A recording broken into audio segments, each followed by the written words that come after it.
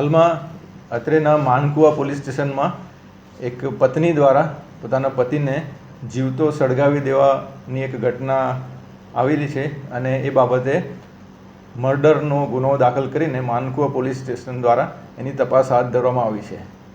આ કામે જે મરણ જનાર છે ધનજીભાઈ કેરાઈ, જે સામત્રા ગામના વતની છે અને તેમની પત્ની કૈલાસબેન દ્વારા તેમને જીવતા સળગાવી દેવામાં આવેલા છે.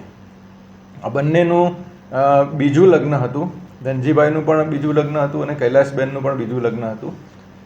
અને કૈલાસબેનની ઉંમર 40 વર્ષ છે, ધનજીભાઈની ઉંમર 60 વર્ષ છે. અને તેમને ધનજીભાઈને 3 દીકરાઓ છે. 3 વિદેશમાં સ્થાયી થયેલા છે. એ પૈકી એક દીકરો જે છે કપિલ, એ તાજેતરમાં અહીંયા આવેલો છે. અને આ બનાવ બન્યો એ પહેલાં એમની વચ્ચે પૈસા બાબતે ઝઘડો થયો હતો. અને નીચે જે ગેરેજ છે, એમના ઘરની નીચેનું ગેરેજ, એમાં આ કૈલાસબેને ધનજીભાઈને અંદર લઈ ગયા અને એમની પર કેરોસીન છાંટીને એમને સળગાવી દીધા. અને પછી એમણે બહારથી બંધ કરીને ઉપર પોતાના રૂમમાં જતા રહેલા. અને એ બાબતે પછી ધુમાડો નીકળ્યો, બૂમાબૂમ થઈ. એટલે આજુબાજુવાળા પડોશીઓએ, એમના દીકરા કૈલાસે, કપિલે, એ બધાએ આ ખોલ્યું. અને પછી એ ધનજીભાઈ એ વખતે જીવતા હતા.